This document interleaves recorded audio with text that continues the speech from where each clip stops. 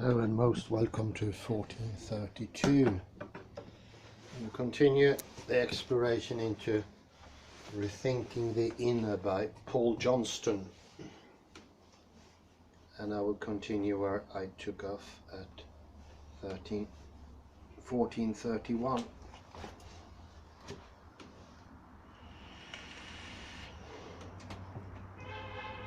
And he went into the connection between experience and reality, that those two things are members of two different language games, and the confusion of them is what erupts the problems.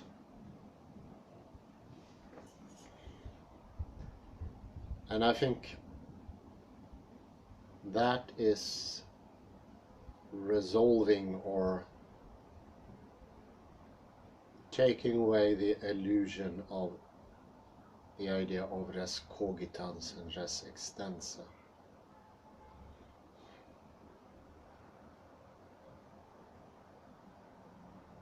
One of the most difficult dichotomies to get around, since it's not a true dichotomy.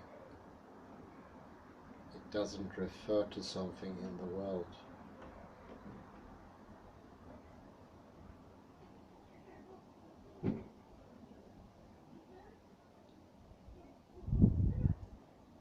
Although that might sound like an advantage, it's just the opposite. It's a significant disadvantage.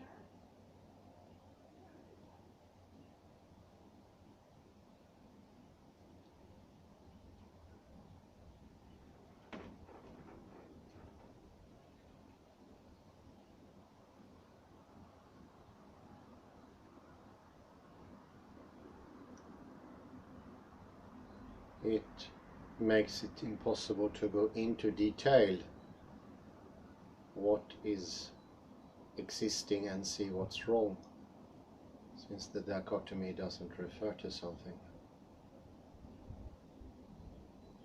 Makes it devious, to say the least. To say the least.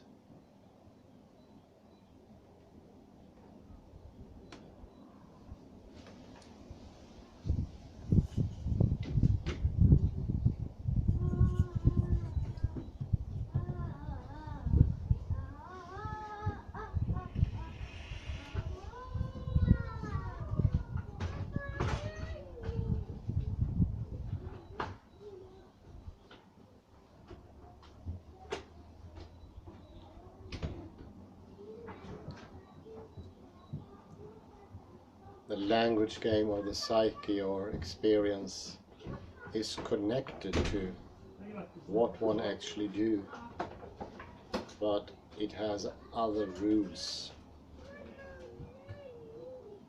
and so to speak, it doesn't have the ability to be correct.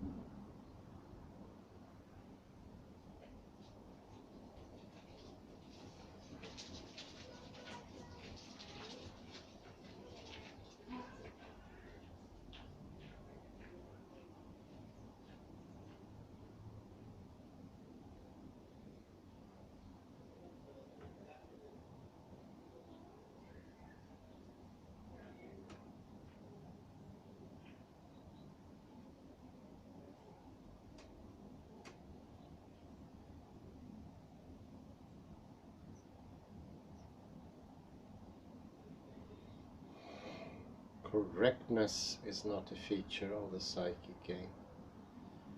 You can be dishonest, but that would be incredibly unusual and not a case to use to explain something. Let's assume absolute sincerity.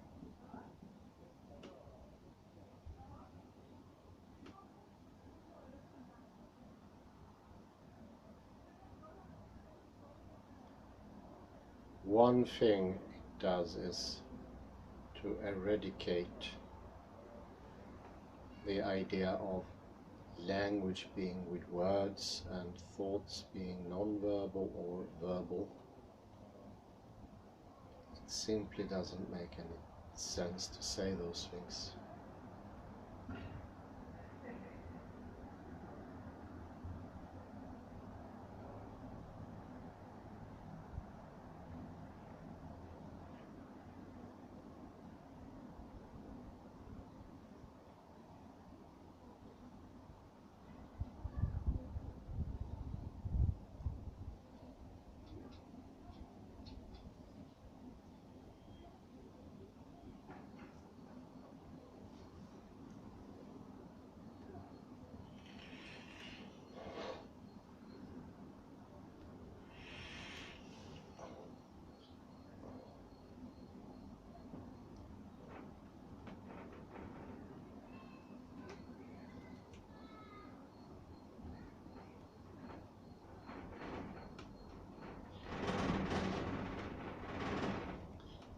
And I think that is a dichotomy or illusion that persists when one tries to understand maybe another system of thought. That is the distinction between sort of wordy or sounding thinking, doing like words, reading things. The idea that language is a thing, so to speak, and thinking is another, and doing is a third.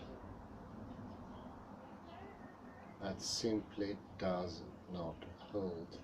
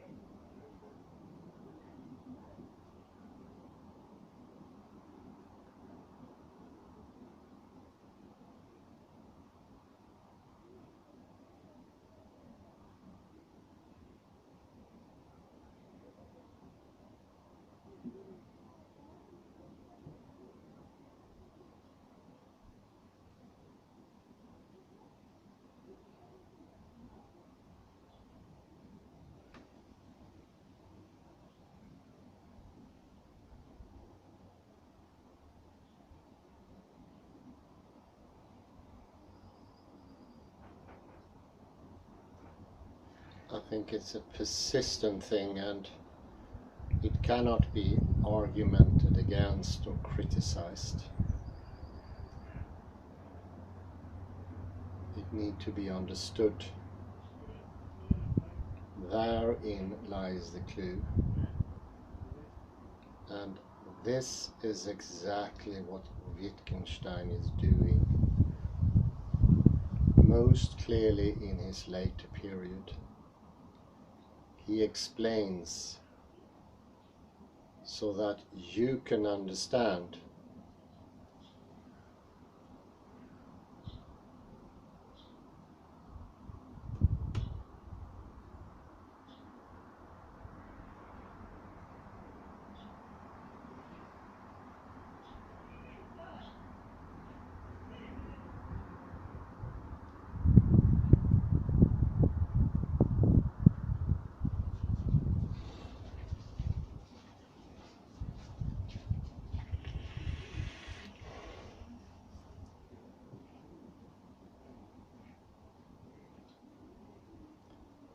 It doesn't necessarily mean that you will understand, but understanding it is what is at stake when reading the later Wittgenstein,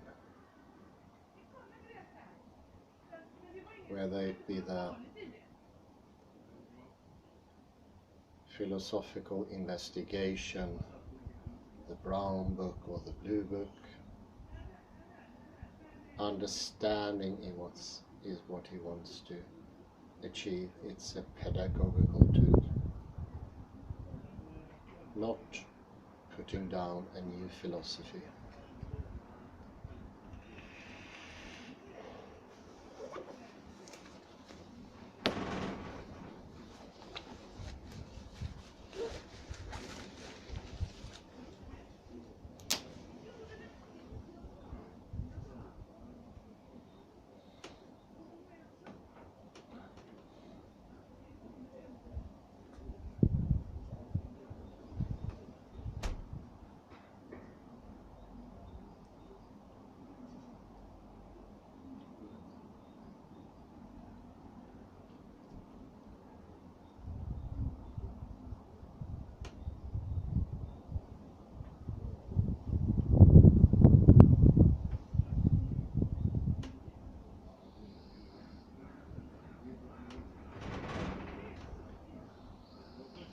He cuts through the veil of illusions, to use a quote from the East.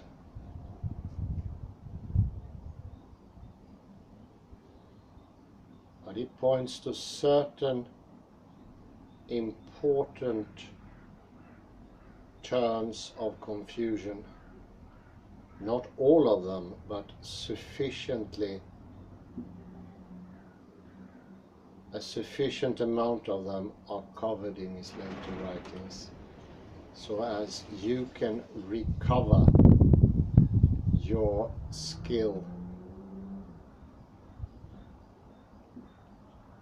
and standing on its 2 feet again, it will be able to compass its way through the language games.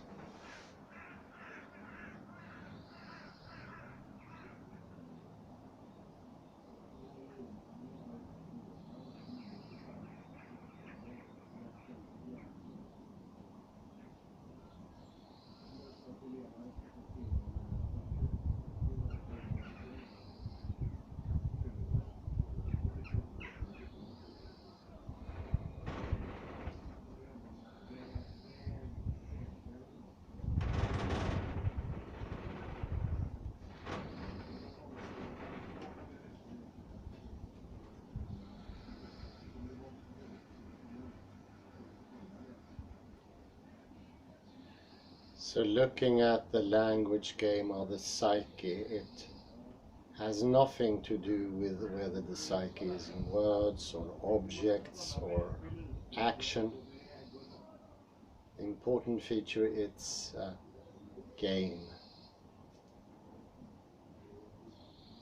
Having rules that cannot be explained, but coming through from the circumstances, the relations that are inside the game.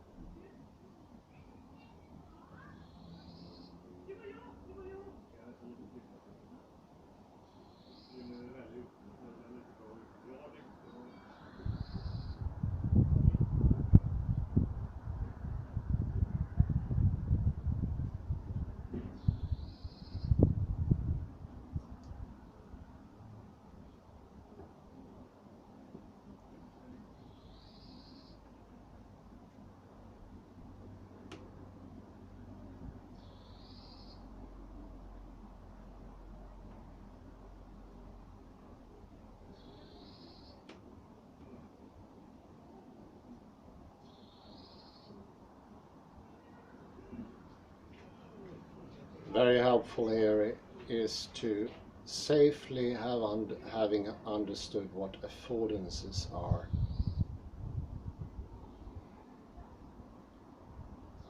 That they cut through the division between language, like words, consonants and vowels,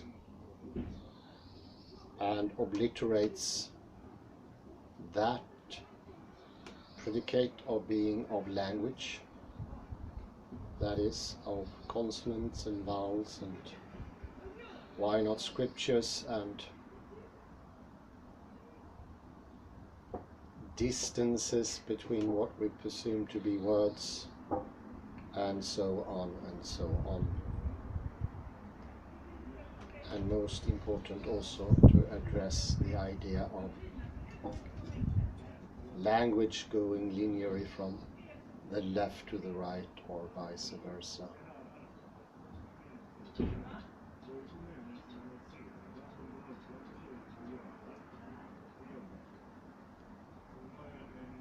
And the second thing is the perceiver of something that implies of an outside, and the perceiver often in these descriptions are using words externally or internally.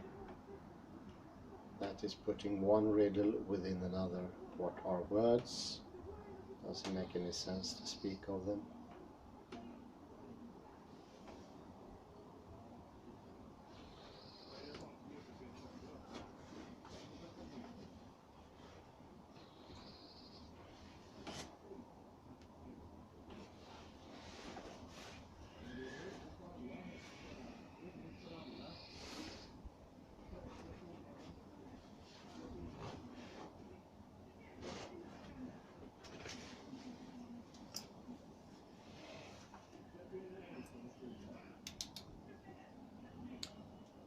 The perceiver of those things, using the idea of words, put one unknown into another unknown, making for ignorance or non-understanding.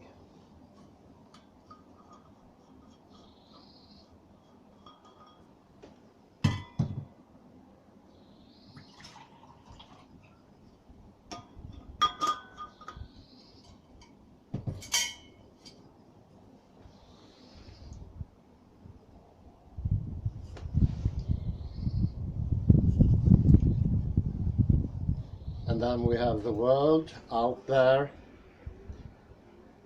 Previously in the history of philosophy, these two unknown words, consonant vowels, X and the Y, the perceiver, was on top, and the Z, which was the world, was taking second place. Possibly made up of mind stuff, but not truly of mind stuff.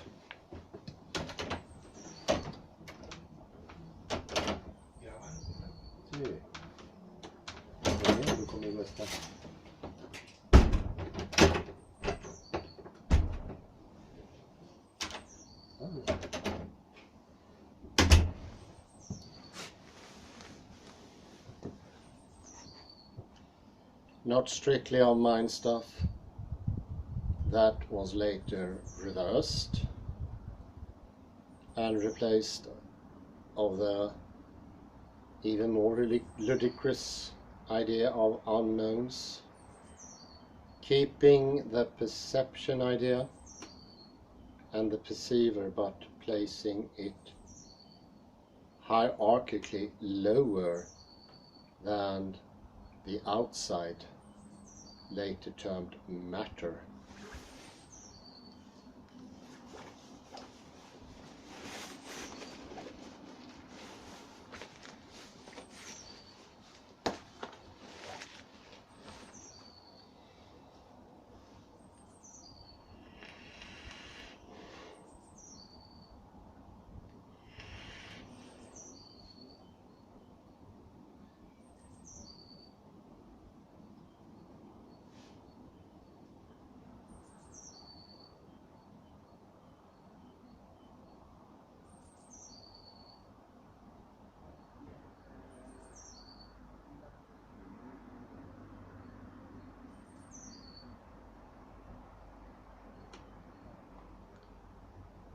This new scheme may be called technological thinking or reductionism.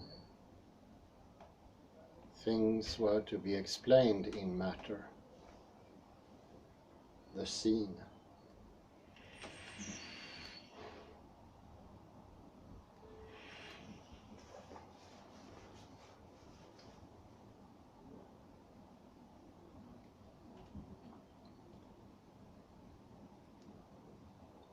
So we were using unknown things to explain yet another unknown. Or I would even go so far, you're trying to explain something that was made by the unknowns, therefore both unknowable but also unexplainable.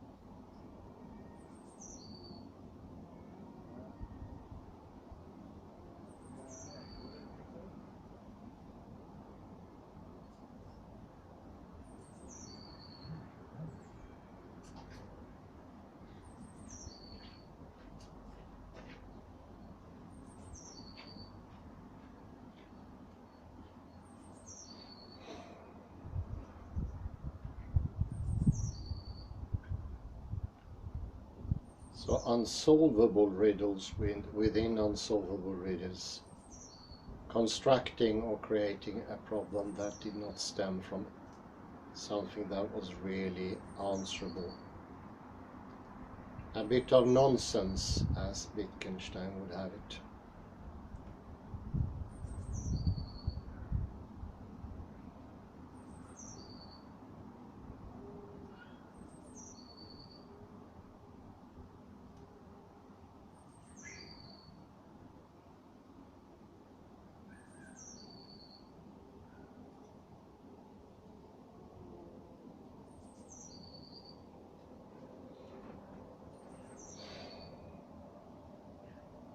That it is nonsense makes the problem worse, not easier. It is a blank in understanding. So every time it comes into attention, it blanks everything out. Not only that particular thing, but all of knowledge diminish equally.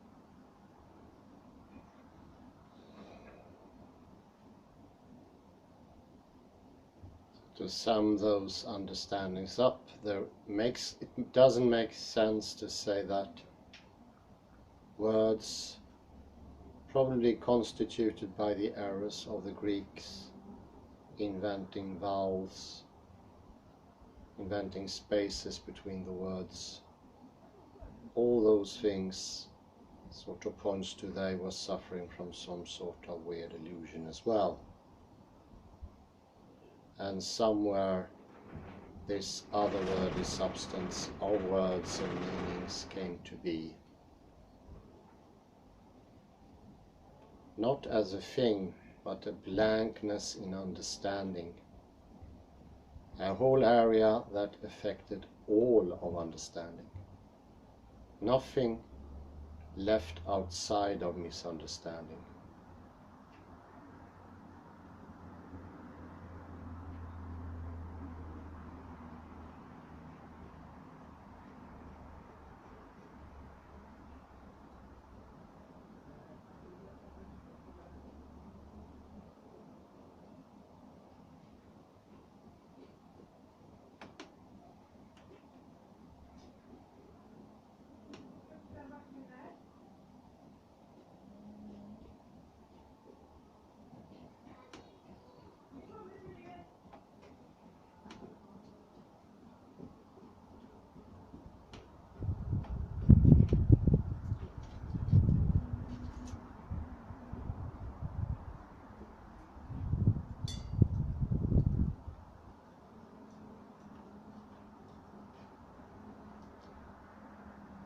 But our language are full with those misunderstandings, pointing somewhere, but after reading Wittgenstein you can understand they are pointing nowhere.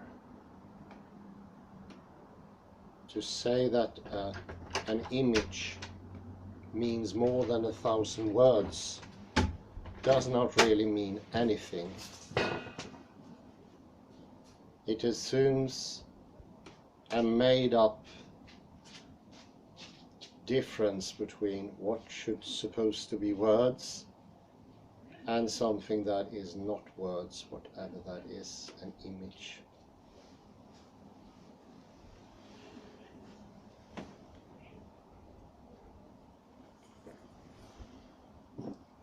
I think you could see here also, most interestingly, that the approach of taking away the dichotomy between words and images, that idea as a pedagogical shift would make things much worse. It assumes a division that doesn't exist. That's very problematic. Either you damned or you damned. You just cannot go right here.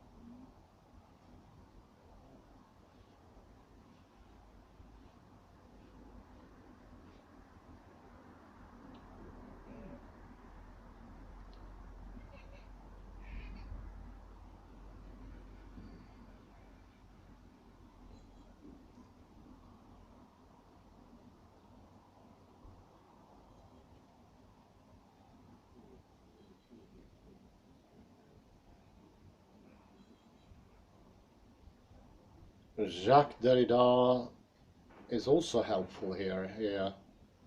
He most definitely in many of his books looked into this difficult dilemma. Well, even calling it dilemma implies a sort of two-sidedness that really isn't there.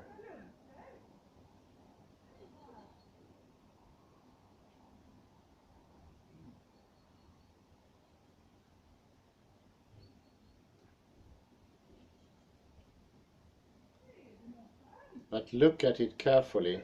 Where on earth does, for instance, the letter Aleph or A historically go from a depiction to be just a sound or just a letter?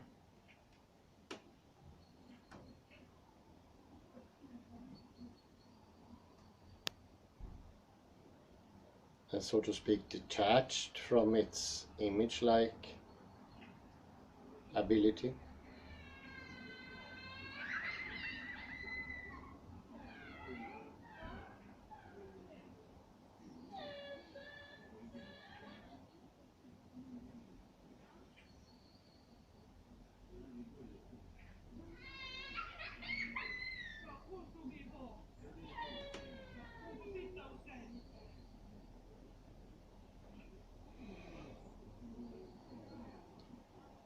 And on a written piece of paper, where does the letter begin? For instance, the letter A or Alpha or Aleph. The white that's inside of it, is that not part of the letter? Is that just surroundings?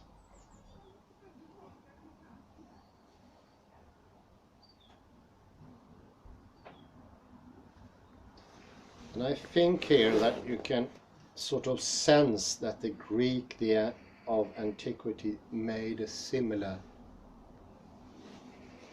mistake, if you like it, or mistook.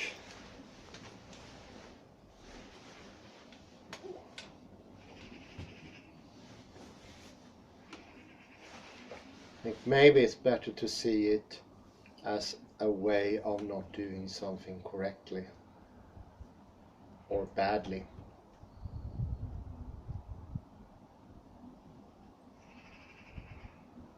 A misuse of language. When I say misuse of language, I wanted to get rid of the idea that all Greek were doing the same mistake, that it had the properties of similarity, and that it could be having an identity.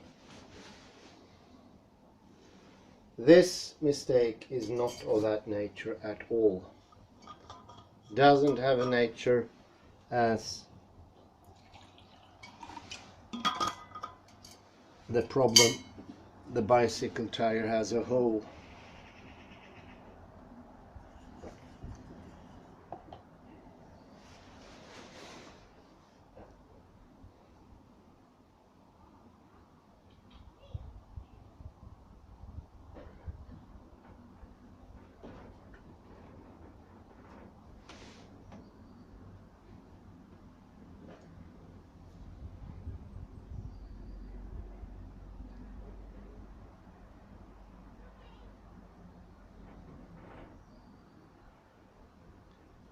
Random, the ability to make random mistakes, that could be a good word for it.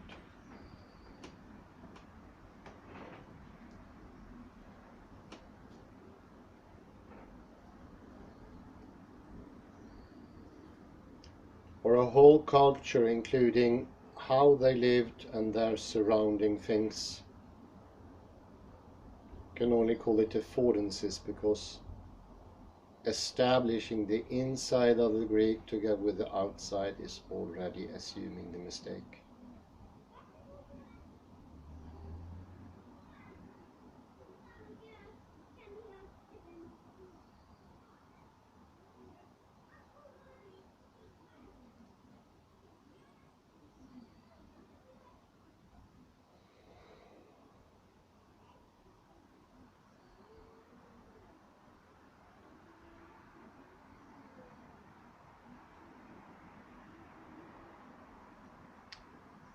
The second aspect when speaking about surrounding spaces, and here I need to comment on my own comment that the Greeks wanting to put in vowels in the system clearly showed that they saw, for instance, A as disjunct from K. There are no disjunction in language, and there are no distinction between what is a sound and what is a thing.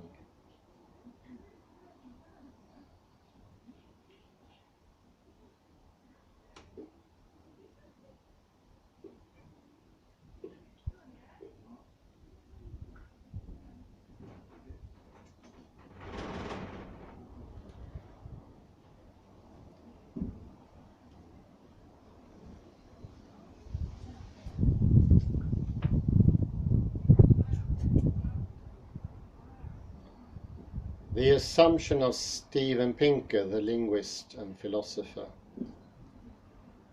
that singing is a parasitic tendency on language,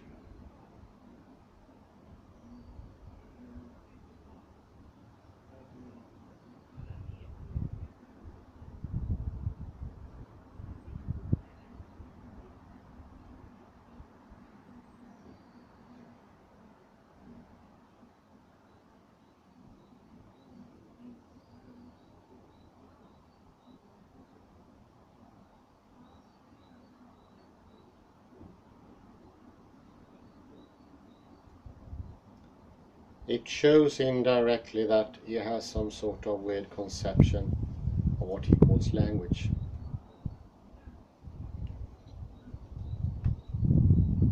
How can you, many questions is, how can you tell language from singing?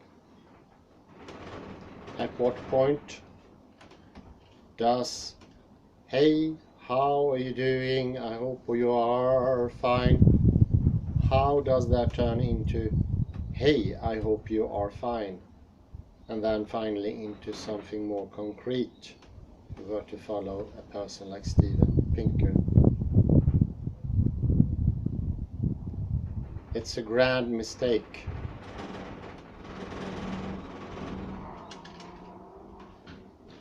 Equally grand mistake is to object to his comment and say that it is wrong.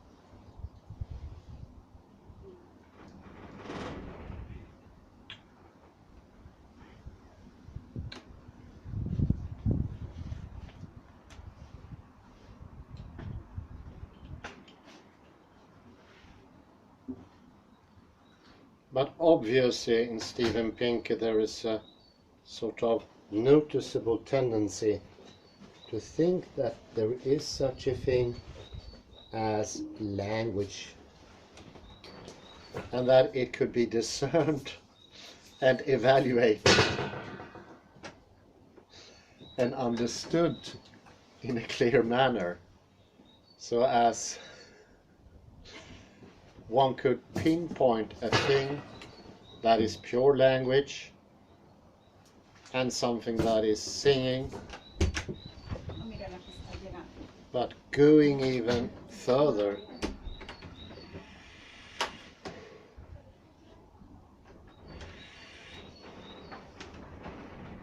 a sort of a discernment can be made in between something that is material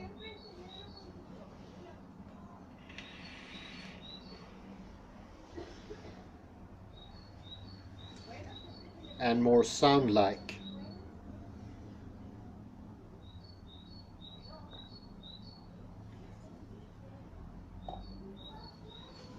And once more, that could reinforce the illusion of res existence, res extensa and res cogitans.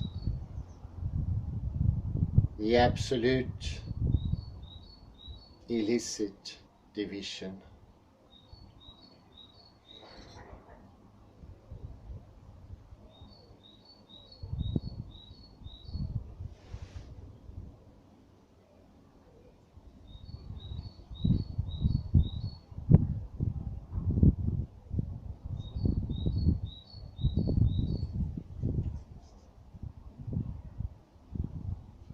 Thereby giving it a certain superficial substance, an opaque surface.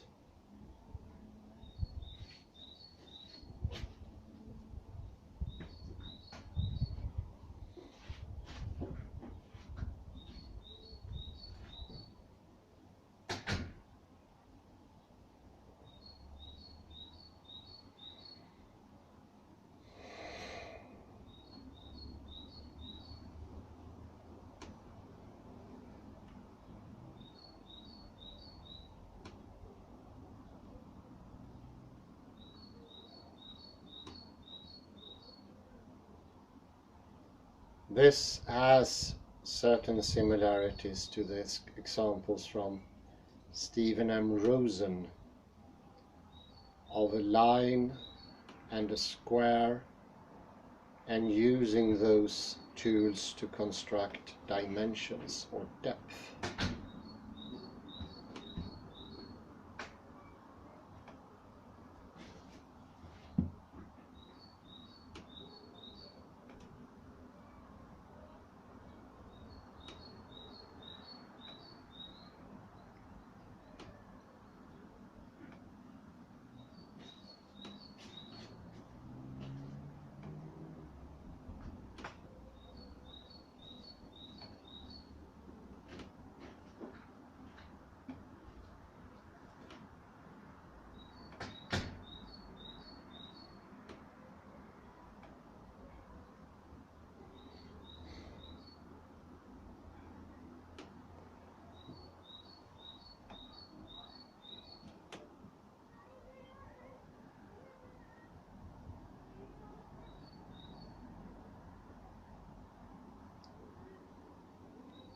Those dimensions lack the freshness and liveliness of true depth. This is not at all what depth is about. And we looked into this at several occasions.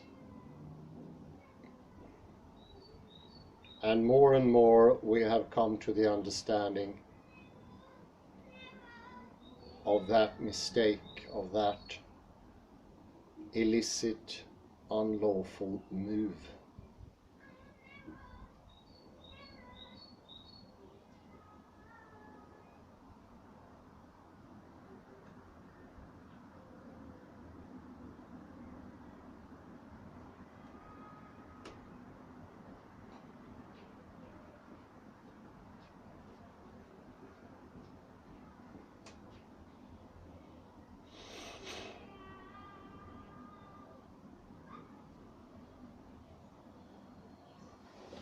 And once more, if this is established, a deficit in the knowledge capacity is done, not of certain things within knowledge that could be sort of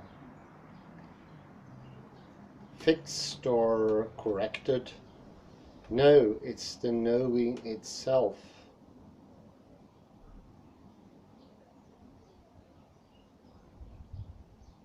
Here, very similar to the mistake or the defunct knowledge skill that thinks it can understand the universe outside of itself.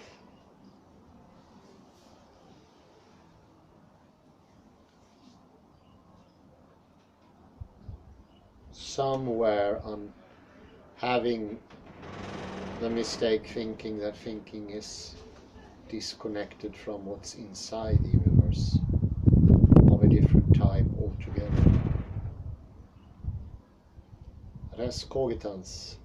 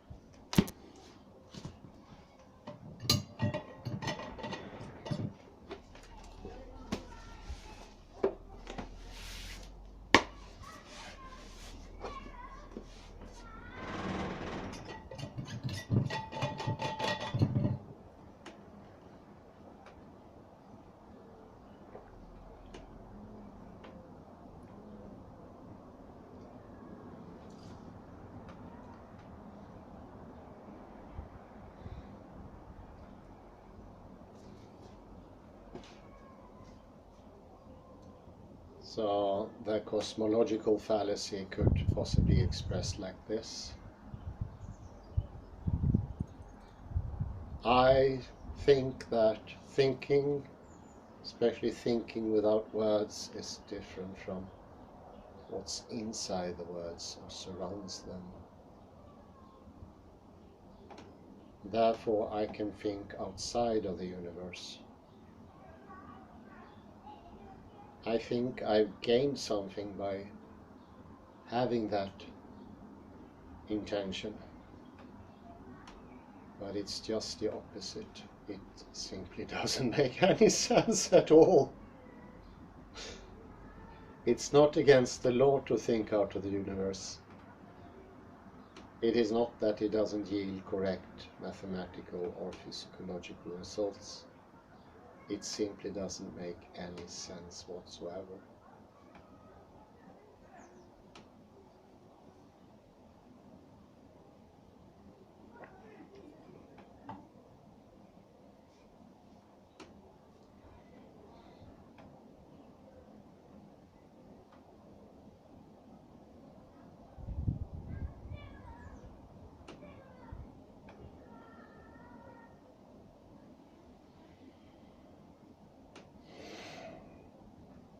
It reminds me vaguely of a thing called koans or koans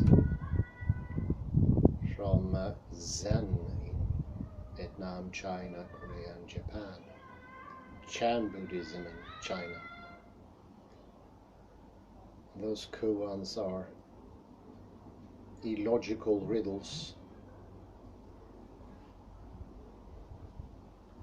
Fair enough.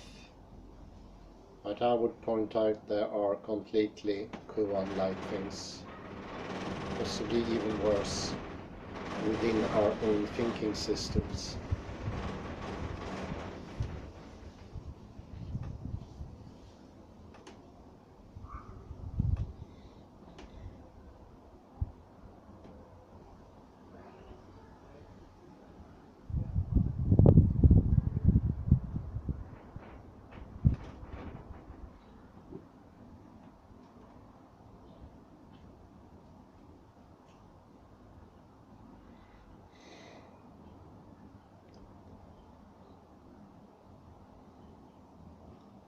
The immaterial nature of thoughts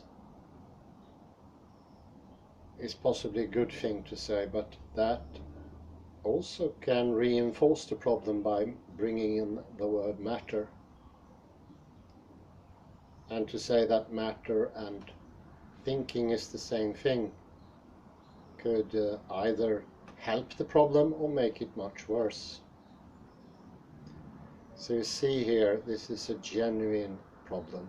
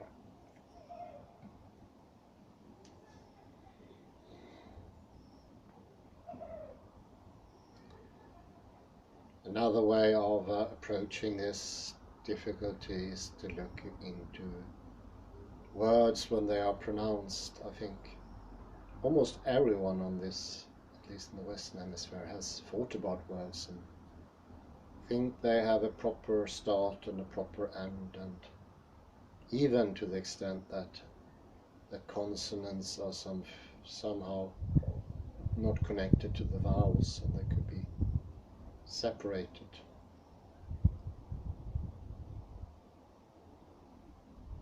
I do not say it would be a bad thing to separate them, but I'm rather saying it is a bit like separating a chair. It won't be a chair anymore. Cut it in half, you will not have two entities. You can cut two chairs apart, you have one entity each.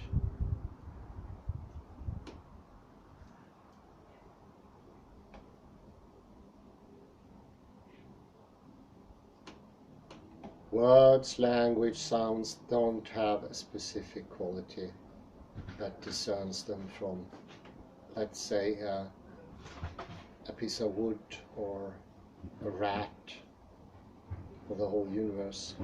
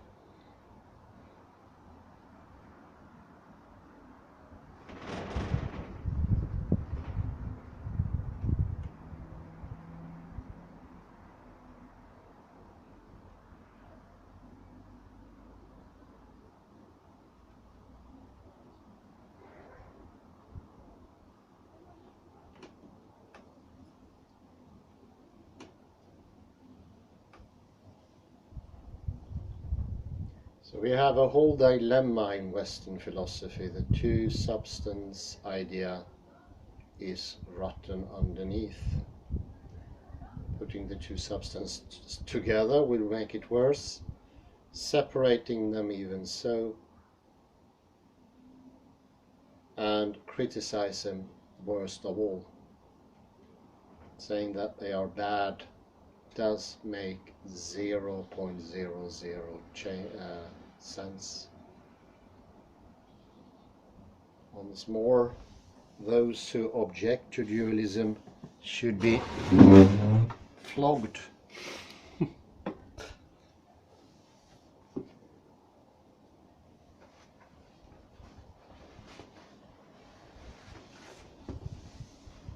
Now, but there is an inherent misunderstanding there of a grave nature that causes the skill of understanding to diminish.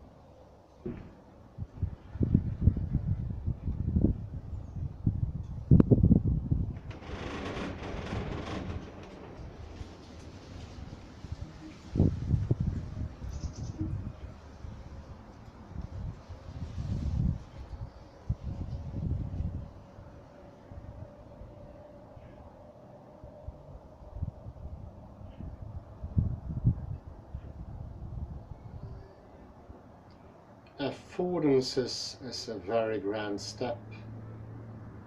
Gibson and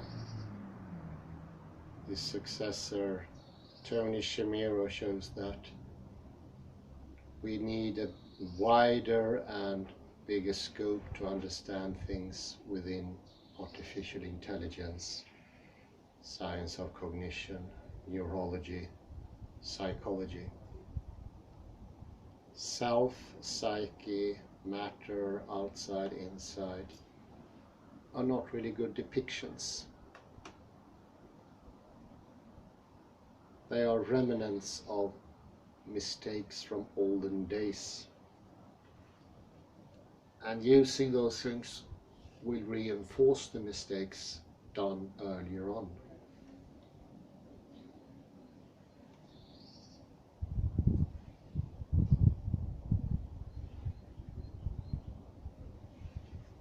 And it will lead to a diminishing use of what makes skill. You can look at directly practical, it's the cerebellum. David Barder has looked clearly into what the cerebellum does. And it produces a movement, a clocking signal for cognition to pass.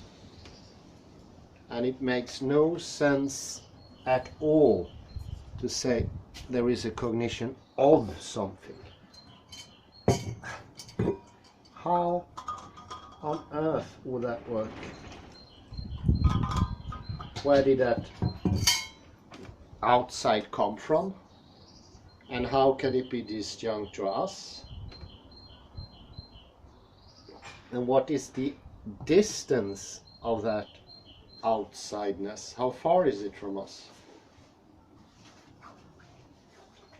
No, it makes no sense whatsoever, and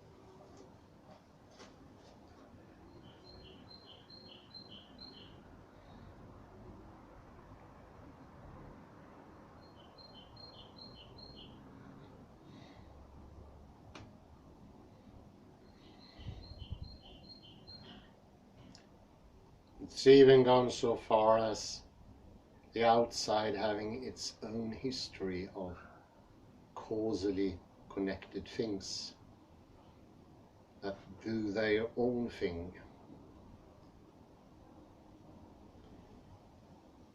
That has its own force, a force that is of course borrowed from a greater, more original force, possibly parasitic on it, to use a Pinkertonian phrase.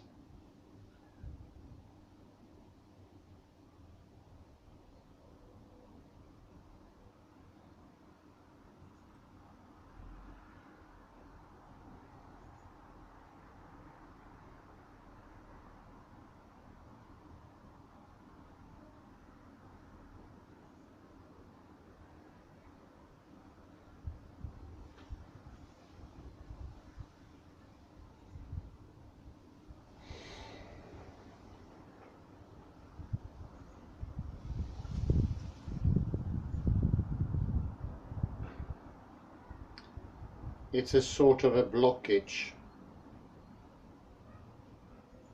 It's a stopping point. It's established itself by blocking out attention, awareness, literally in daily life, making understanding itself less skillful and narrow.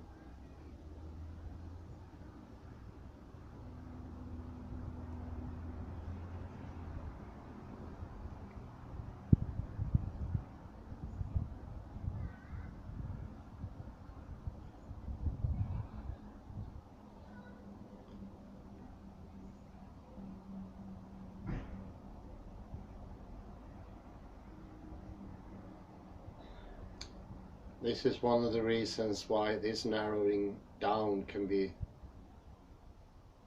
helped or dishelped by saying, go to the outside, or look around you, or take in the above or the backside. Those things could actually reinforce outsidedness and narrowing the scope even more, where the outside becomes a narrowing.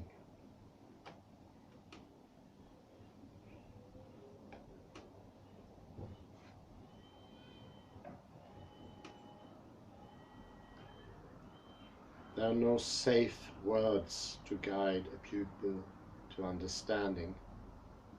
I think that will be the take from the later Wittgenstein.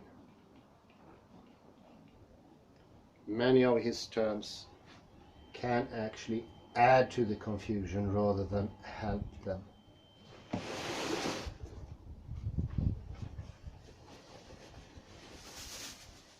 That is one of the reasons I think it's necessary to combine reading with Wittgenstein with doings,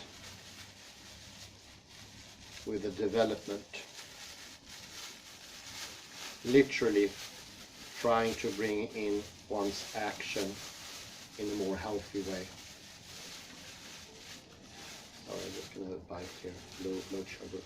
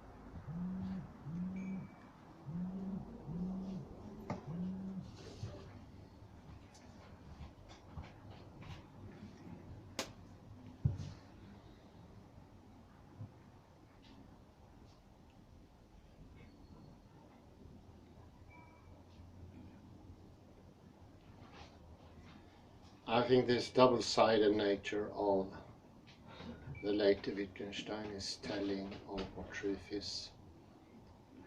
It wouldn't be helpful if it couldn't be misunderstood.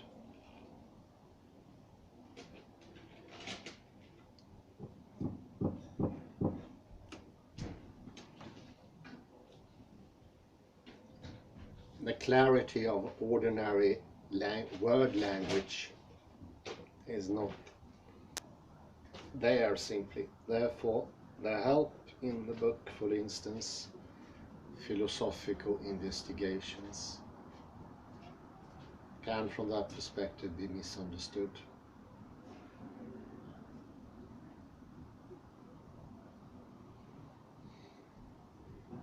You do need to work yourself through it. You need to make it a part of yourself and put effort into it.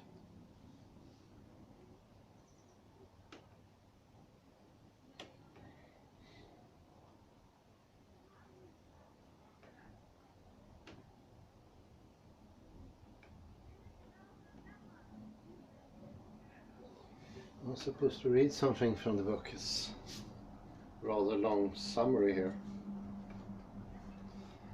Well, I'll continue at 1431. By contrast, if the individual could indeed report on events inside, there is no particular reason why this should be of interest to us. Why should what happens within you interest me?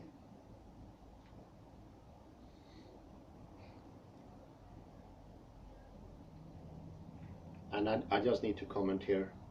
This is of course one of the illusions of psychology, psychoanalysis, and so forth. That there could be it's a confusion of two different language games, that of psychology and that of externality, or more, well, happenings, verbs, verbal actions. And when you speak to a patient, you assume those things to reflect each other, or at least experience or the contents of the psyche, the res cogitans, to in some ways at least reflect res extensa. But that is not the case, because the original division is division of something undividable. Not because it's whole, because that the division line itself doesn't make any sense.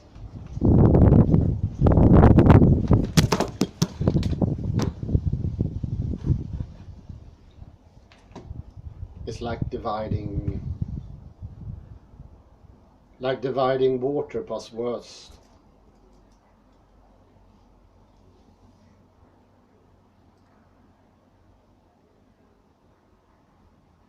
What you are doing is creating yet another language game, and directly the therapists, the psychologists and the patients will say, but what should we do then? That doesn't work.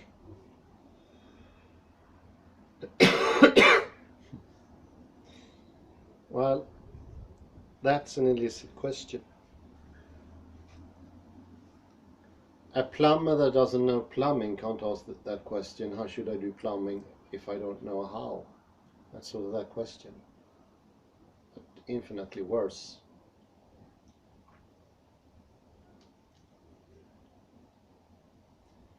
As processes or events, what goes inside the individual is of no interest, or rather it is of purely medical or scientific interest.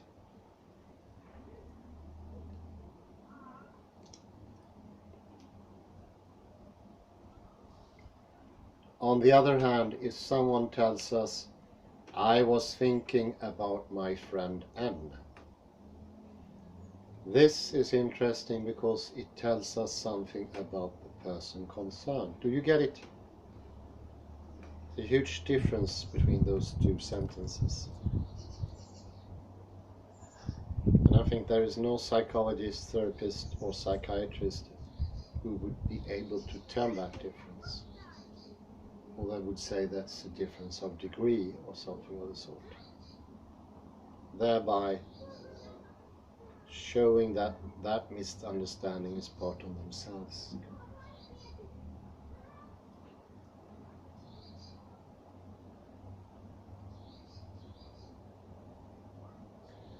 The possibility that she is making a mistake is not allowed for in our concept, for that is not what such concepts are about.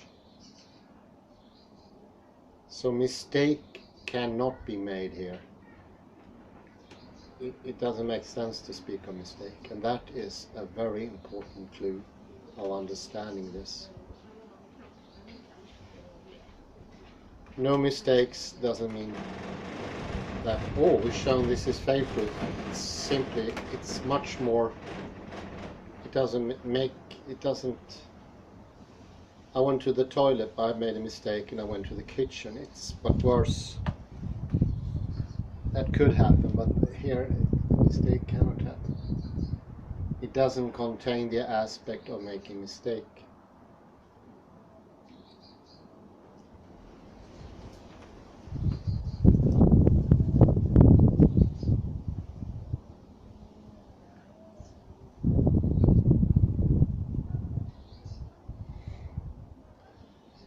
From this perspective, the example of calculating in the head is slightly atypical, because the concept is more directly practical than many of the other concepts of the inner.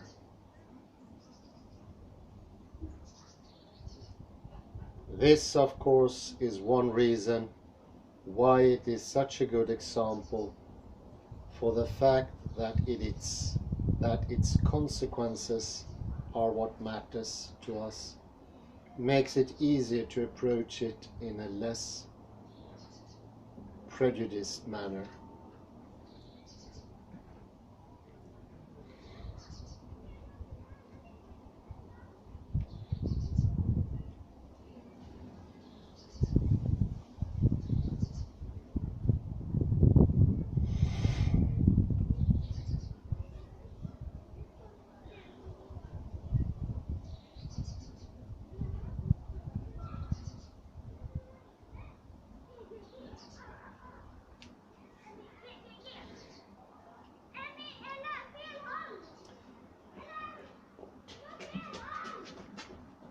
Even in this case, however, the key point is that what the individual says has a use despite the fact that it is not a report.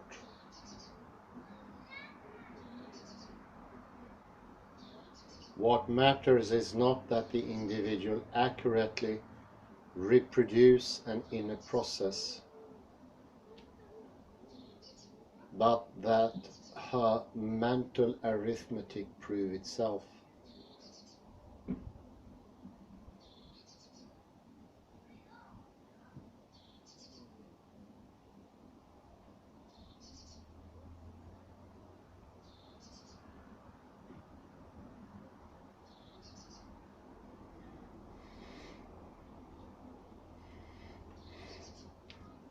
Furthermore, it is not only the results of calculating in the head that can be useful, other aspects of the individual's utterances may also be of use.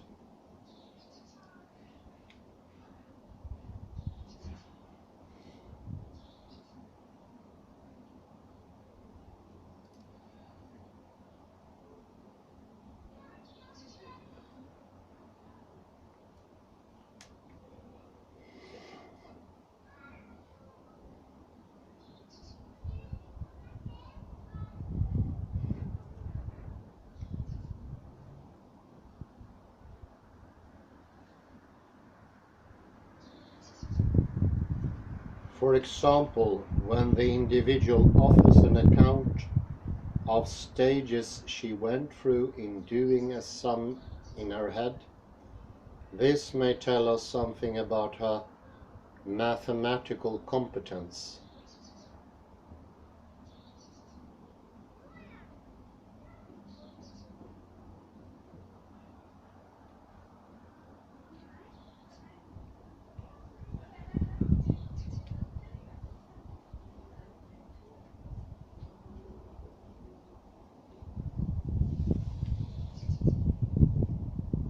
She may, for example, have taken a particular shortcut or may have made a mistake of greater or lesser stupidity.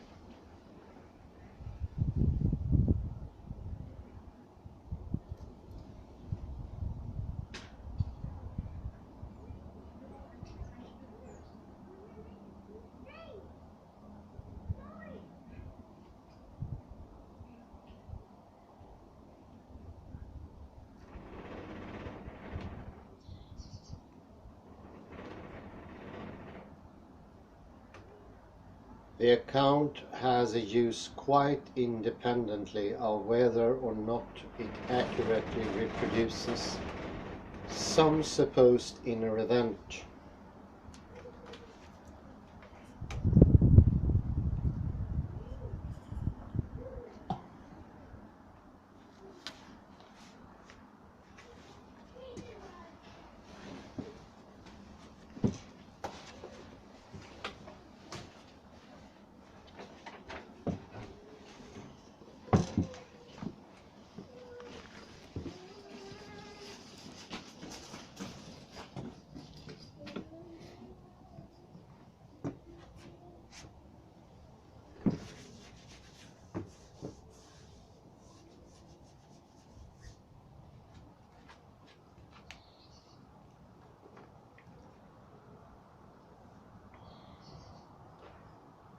Despite these points, there may still be a desire to claim that inner processes do take place and simply are the same as their outer analogue.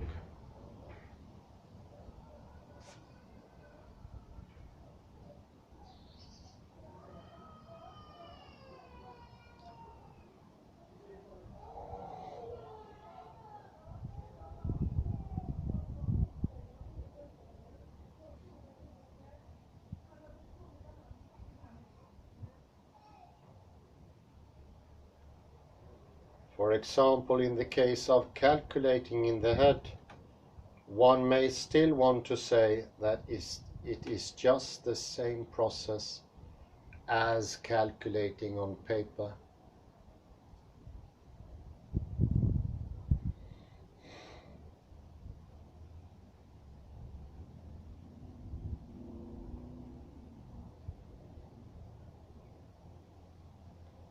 One way to counter this inclination is to imagine our reaction to a group of people who made claims of this kind where we do not.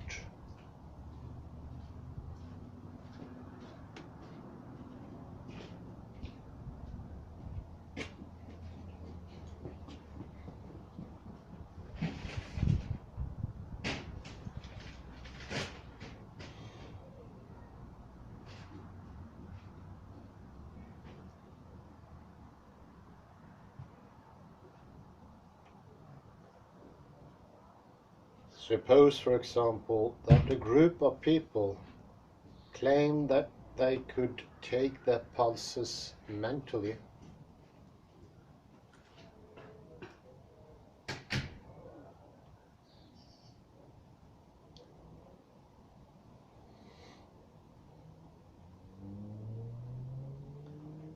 Asked what their current pulse rate is,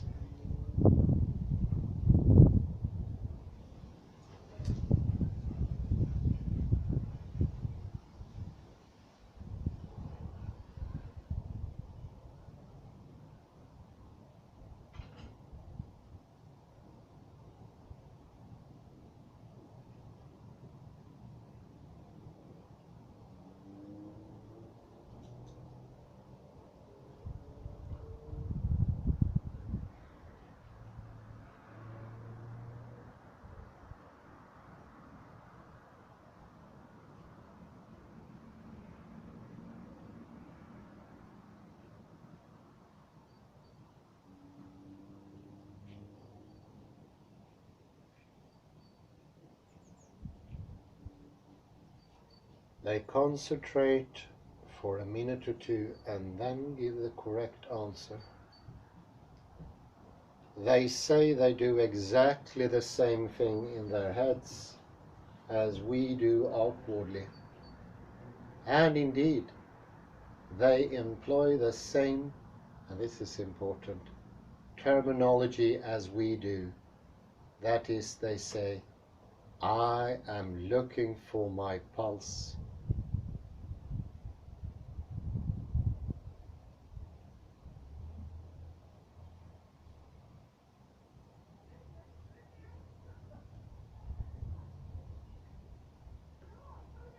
I have now found it and begun measuring. I've lost count. I'll have to start again. All those things make sense.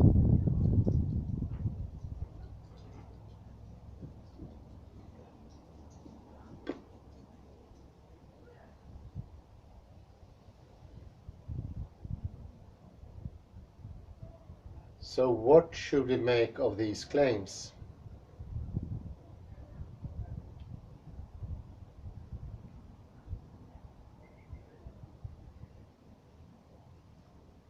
One response will be to say that it cannot be the same thing, because taking one's pulse involves a physical process.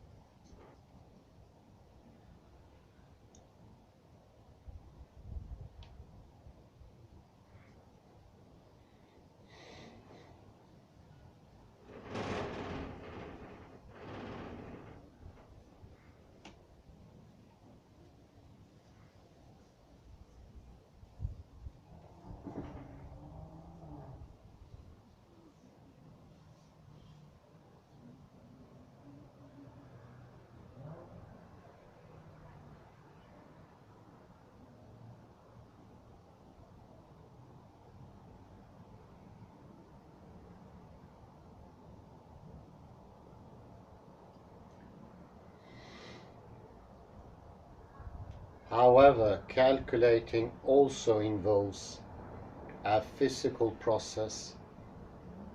So if this is the reason for rejecting the idea of taking one's pulse mentally, it is also an argument against calculating in the head.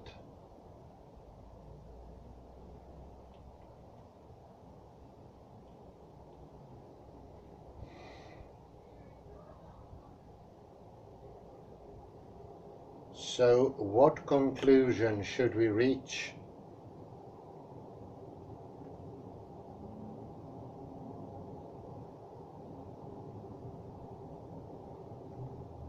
Are the two activities the same or are they not?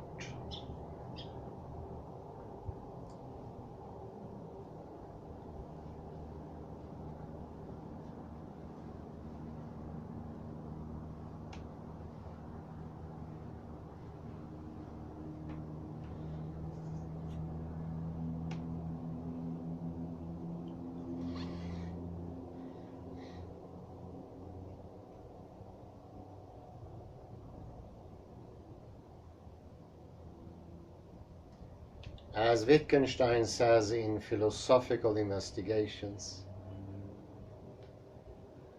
say what you choose so long as it does not prevent you from seeing the facts. Well, that is well put.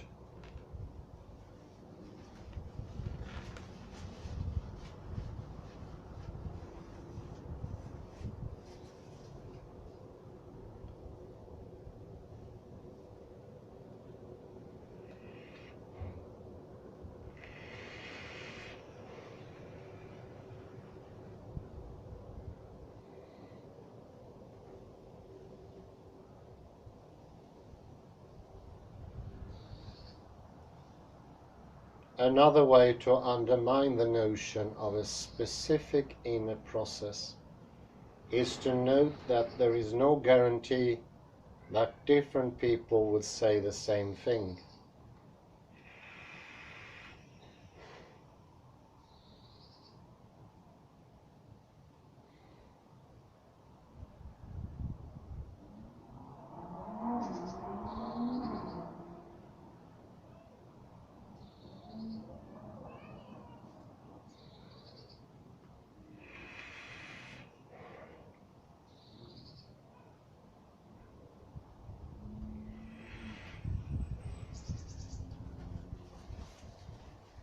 For instance, it's conceivable that one group of people would say, I have calculated in my head, while another spontaneously use a different expression. I calculated unreally, or I calculated I didn't calculate. The last one I do like. To ask, and listen now, to ask which of these phrases is correct would be misguided.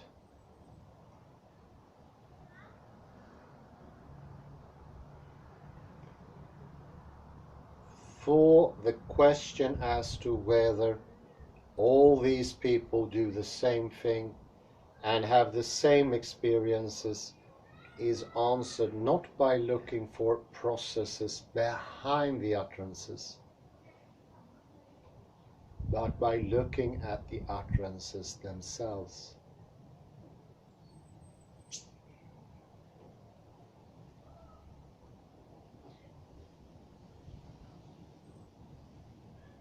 If someone said she calculated in her foot, her saying this would itself give us reason for saying that her experience was different from ours.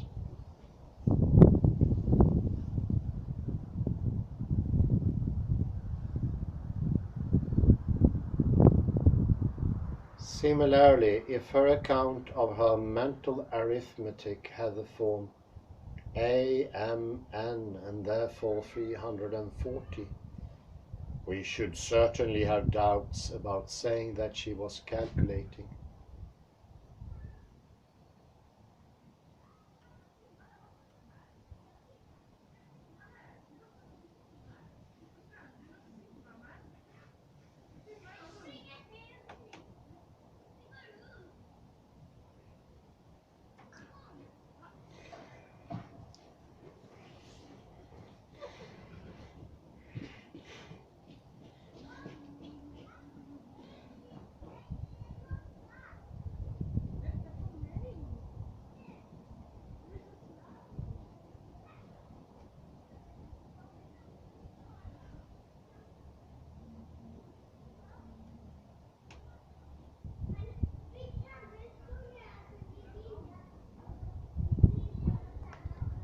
The type of judgment involved here is of the same kind as that we might make if we came across different groups of people engaged in activities similar but not identical to our own.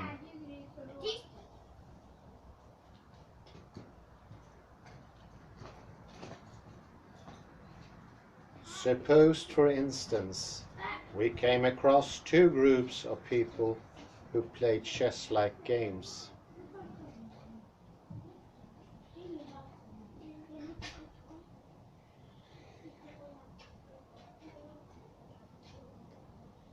One group plays as we do, but has a rule which says that a move is only permitted if accompanied by the statement, I now move this piece.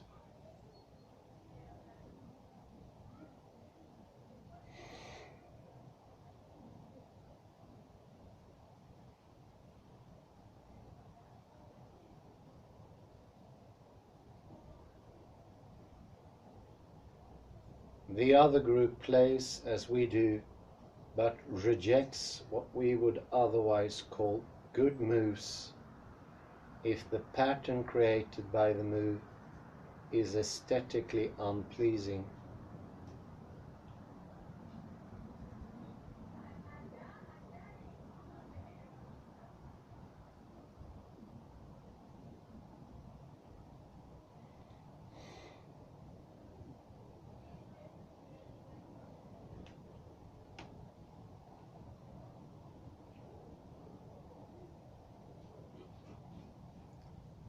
In the first case, we might treat the difference as inessential, and say that people do indeed play chess. In the other case, however, we would probably say the people played a significantly different game.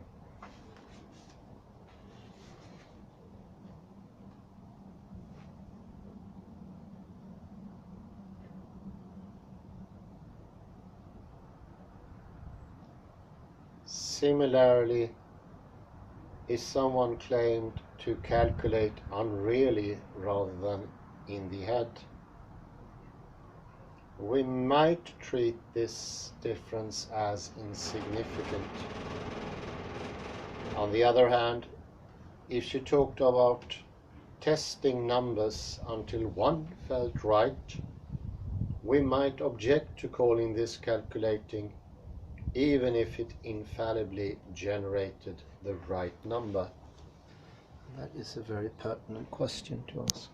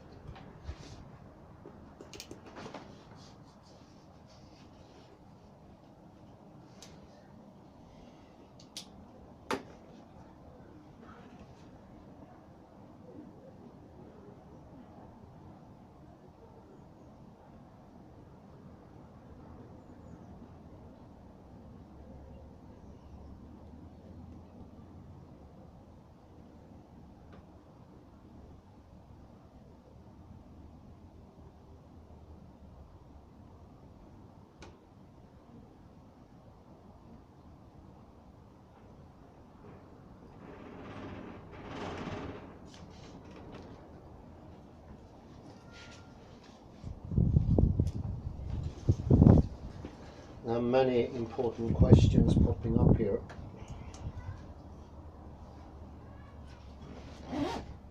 This of course has great connection to understanding as movement, skill, ability. Something that we do, and not the staticness of I digest that piece of knowledge.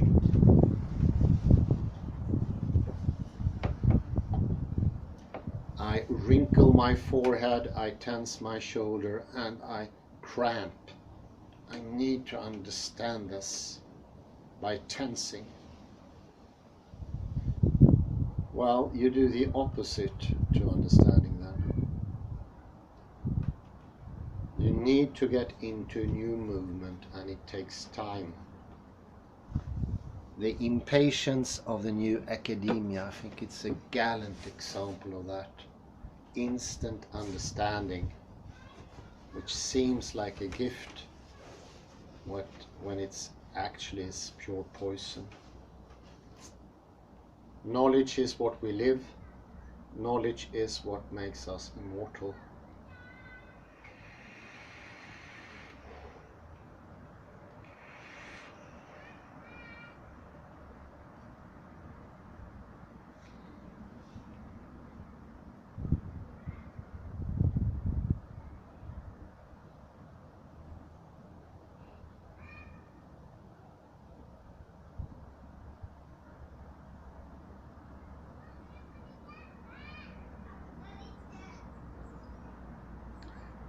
I come to think about the graciousness of the music of the great masters like Corelli or Lully,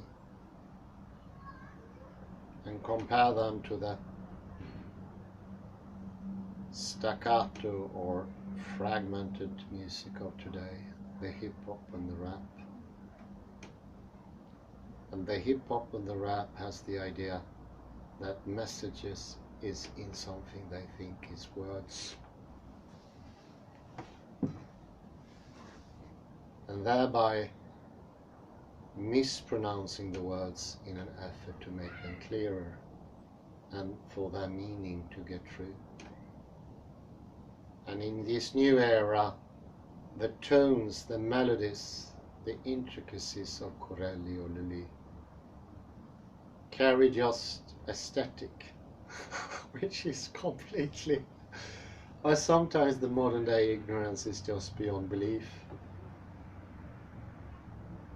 Whereas in hip and rap, words are what they think clearly pronounced and with spaces in between, in a linear mode, with only one beat or two beating down hard to sort of whip in the meaning of the words hard.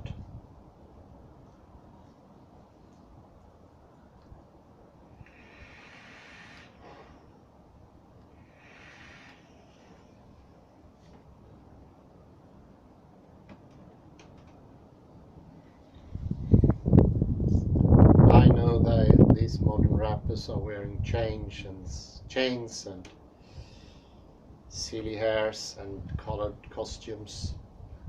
Might as well carry a toga of the ancient Greeks, who started the whole process once upon a time by thinking that it was such an entity as language.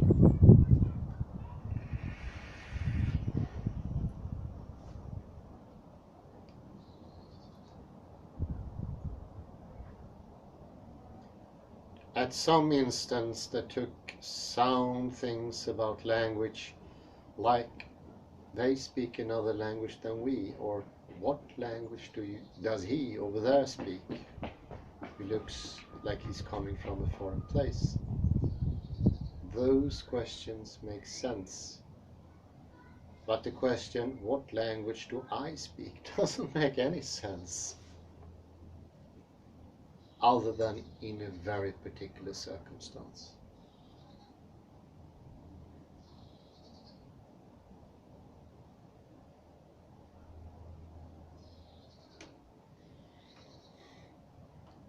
And then the whole series, the history as Heidegger would have it, of etymological falsification begins. We forget the why and words come to live their own lives, and in the end it erupts in solo lettura, just reading, and the words are bringing out something. Solo scriptura is solo a mistake.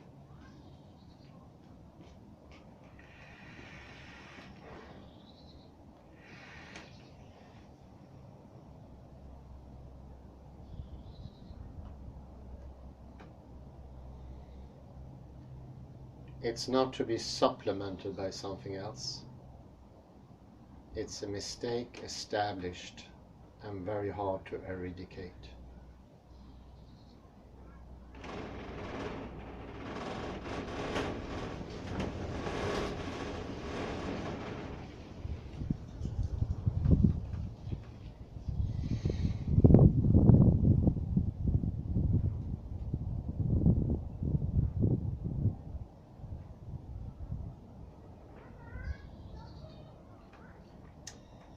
And I think that sort of terminates this lecture of Paul Johnston's Inner and Outer.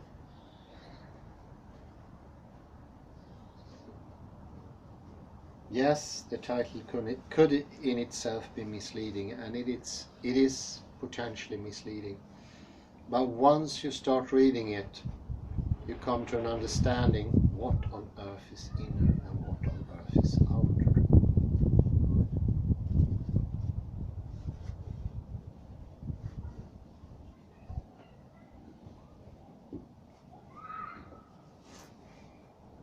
Maybe you can construct something similar and use it for a river. The river has two sides. One is the noptious and the other is the poptious. And when you will start using it and say that you put your feet in the poptures and I threw the banana peel in the notches. That doesn't mean it's a working game. No one else is participating and you cannot do it yourself. And here comes the important point. If you could make that distinction and uphold it really, not by inferring other proofs or syllogisms, but you can really uphold that difference, it would be a language game.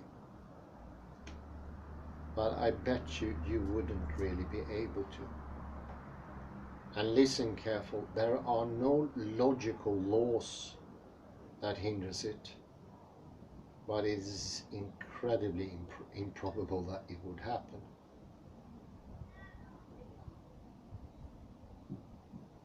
Until that day, that's when someone can invent their own language game.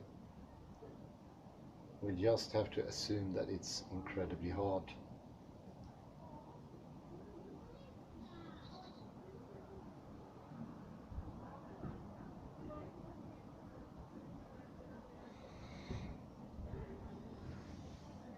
Something to think of. I say thank you very much this lovely afternoon. And do take care out there and continue to read Wittgenstein, please. That's my only wish for you. Bye bye for now.